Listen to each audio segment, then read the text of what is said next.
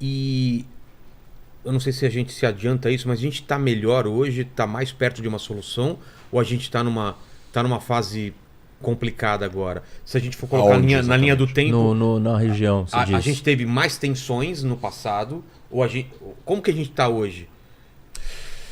Qual foi a época mais tensa politicamente? Eu acho que o Oriente Médio está passando por um processo muito instável nesse momento. Ele está num período. O André pode apontar, né? Vai apontar alguns pontos positivos, mas eu vejo uma fragmentação de estruturas que demoraram tempo para serem construídas. O que eu me refiro? Estruturas do Estado. Tá. Esse é um dos grandes problemas de toda a discussão sempre sobre o Oriente Médio, né? Se fala muito, é democrático, não é democrático, é religioso, não é religioso.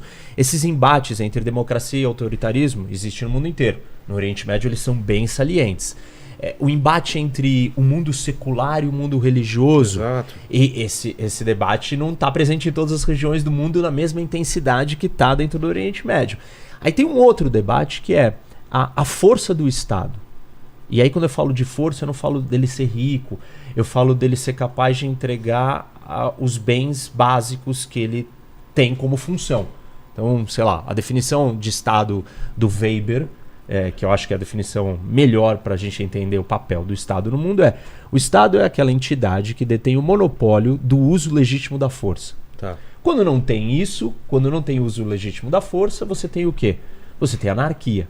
Porque aí você saca a sua arma, eu me pego o meu escudo, a gente vai se resolver as nossas brigas tipo, em grupos de milícias e aí é a anarquia. Então, assim, o primeiro passo para a gente sair da era feudal, imperial e criar o Estado era que a gente se organizasse dentro de estruturas capazes de gerir a vida. Café? Não, eu não, tô bem. De gerir a vida da comunidade. E o Oriente Médio, como o André citou assim por cima, falou, tem a questão, tem a camada do nacional, que é a camada do Estado. Né? Quando a ideia do Estado-nação vem junto com essa estrutura. Essa é a primeira camada da... Com essa estrutura, com bandeira, com nome, sim, com hino. Isso, com a identidade nacional, né? Essa coisa que foi construída em algum momento e que, na verdade, é o grande avanço da humanidade.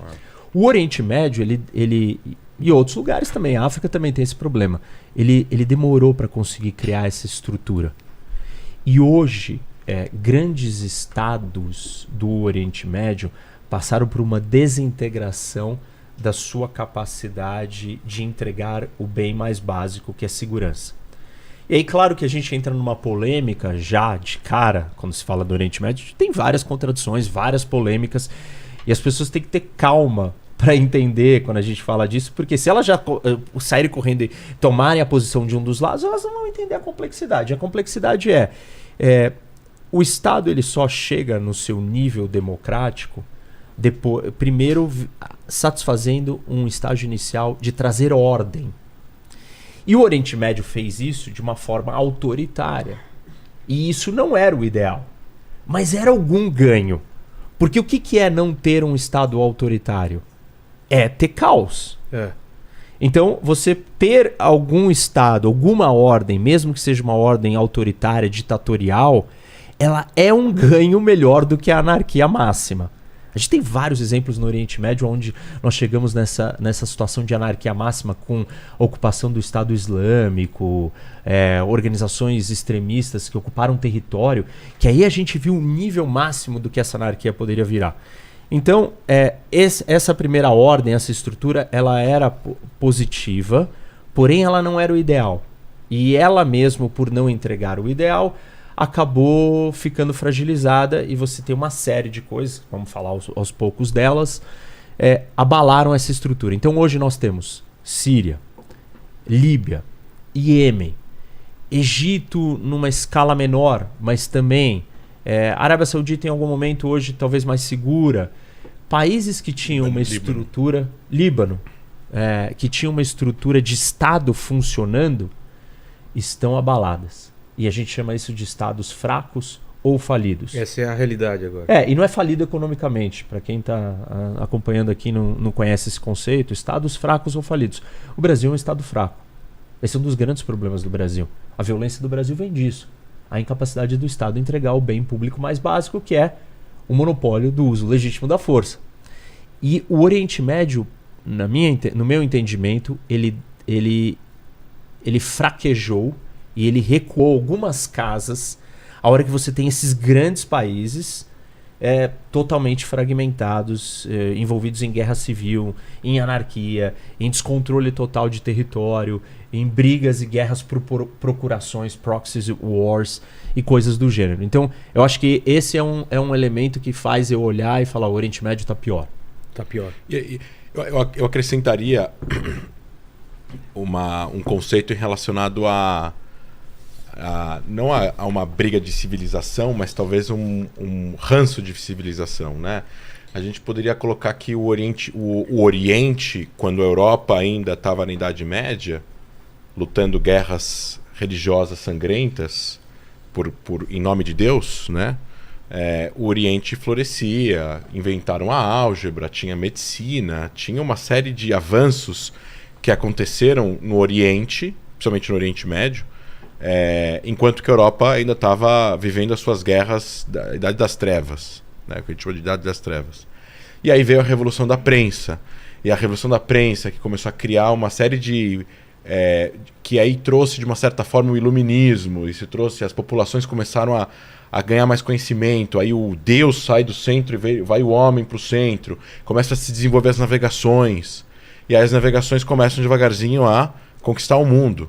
E aí a Europa conquista o mundo. Exato. E aí a Europa conquistando o mundo acaba de uma certa forma levando essa conquista e essa... Bom, enfim, naquela época todo mundo era colonizador na Europa e imperialista, né? Eram impérios, o Império Francês, o Império Inglês, o Império holandês e por aí vai, e começam a conquistar. E quando eles chegam no Oriente Médio, principalmente pós-Revolução Francesa e tal, com aquela ideia de Estado, eles acabam de uma certa forma levando a cultura da Europa para lá, enquanto que isso é uma das coisas mais... Acho que um dos grandes pontos que gerou essa diferença. O Islã recusa a Revolução da Prensa. Então não tem... o desenvolvimento de conhecimento lá nos 1400, 1500 fica estagnado, não concorda? Em boa parte do mundo islâmico, provavelmente naquela época. Não hoje em dia, mas provavelmente naquela época. Recusam no sentido de não querer tirar o conhecimento... Era uma coisa... Ele tinha uma certa coisa divina, que eles achavam que era pecado, de você imprimir livros usando palavras. A língua árabe era uma língua sagrada, que foi escrito o Corão. Então tem uma coisa aqui sociológica, não estou criticando e muito menos falando mal. Eu acho que a cultura árabe é riquíssima e islâmica também. Mas naquele momento existiu uma recusa. E aí, então, quando a Europa realmente chega a conquistar o Oriente, estou falando dos ingleses no Egito no começo do século passado, e o pessoal que foi para a Península Arábica para tentar fazer conchavo com os sauditas, naquela época eram árabes da Península Arábica contra os otomanos e tudo mais. Ficou, depois de um tempo, principalmente depois do fim da Primeira Guerra Mundial, um ranço. Um ranço que o Oriente foi conquistado pelo Ocidente, que o Ocidente foi lá, na cabeça deles, tentar converter eles, impor, tentar trazer a cultura deles, e aí vem, obviamente, aquelas imagens, aquelas memórias dos livros sagrados deles, dos cruzados, que os cruzados foram conquistar Jerusalém e tentaram catequizar todo mundo há 1000 anos atrás, e de novo agora, 1000 anos depois, novamente, existia como se fossem uns cruzados do século XX tentando conquistar os muçulmanos e o Oriente e conquistar essa região. Então tudo isso gera uma grande desconfiança desse lado, e essa desconfiança, junto com essa reação, começa a surgir grupos religiosos que depois acabam se desenvolvendo para grupos terroristas também, de pessoas que, para poder rejeitar toda essa influência que a Europa está conseguindo ganhar aqui dentro, no começo do século XX, imagina, chega um monte de gente da Europa com rádio, com alguma coisa de eletricidade, com calça, né? E tudo isso era muito novo para aquela região. Então, de repente, começa a surgir grupos, e eu pontuo principalmente a Irmandade Muçulmana no Egito na década de 20, que falou, peraí. Se a gente continuar assim, essas pessoas vão converter todo mundo para o cristianismo, a gente vai perder o país, perder a religião, perder a cultura e acabou. Então vamos rejeitar tudo. E aí a reação contrária, ela é bem mais religiosa do que era antes. A Irmandade Muçulmana foi o grupo precursor, os pioneiros dos grupos fundamentalistas islâmicos no Egito, que foram ilegalizados pelo governo do Egito, inclusive, que queriam fazer com que o Egito voltasse para o século VIII, que era o século I ou II depois de Maomé, para que as pessoas vivessem única e exclusivamente de acordo com como viviam naquela época. Nessa descrição do André, aí, da discussão do que o mundo islâmico aceitou ou não, acho que o ponto fundamental de diferença do modelo político do Islã e do Ocidente é a capacidade de separar a religião da política. Certo. E isso não aconteceu lá. E não aconteceu por uma série de razões, porque a ideia de política ela estava conectada primeiro com famílias, com tribos e com a religião. E essa modernização de entender que também foi uma modernização que no Ocidente demorou muito para acontecer. Na Idade Média. Mas em algum momento nós entendemos que esse era a chave do problema. Que a gente não podia deixar a religião... Estado laico, né? Aí o Estado laico, o Estado secular. Então você tinha que separar isso. E isso não aconteceu no Oriente Médio, até hoje.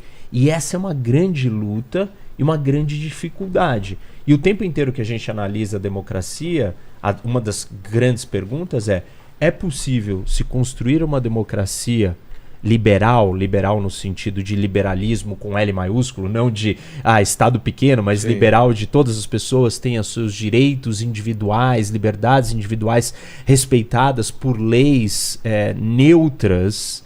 É possível a gente fazer isso num Estado que é religioso? Tem como a gente confrontar as leis da religião com as leis da liberdade individual, com as leis do indivíduo, da pessoa? E, assim, a gente não conseguiu achar esse ponto, ninguém conseguiu achar e construir essa sociedade, nem no Oriente Médio, nem no Ocidente. Então, você tem uma disputa ou uma briga muito grande no Oriente Médio da religião não querer perder o espaço para o secularismo. Existe até um argumento, ou uma maneira de enxergar isso, que pode até ser legítimo a demanda deles, que é o seguinte, mas espera aí, o que é uma sociedade que não tem valores? E o que é a religião se não carregar ou organizar valores? Porque onde é que você aprende o que é o certo e errado em primeiro lugar na vida? Tá bom, em casa, mas as noções de certo e errado vieram das religiões. Sim. Ou seja, a moral, os valores vieram das religiões. E esse daqui é o berço das religiões monoteístas, né? Então você tem uma importância muito grande para a moral. E como que você vai criar uma sociedade? E essa é uma crítica à democracia moderna, por exemplo. Nos Estados Unidos essa discussão, na Europa, no Brasil.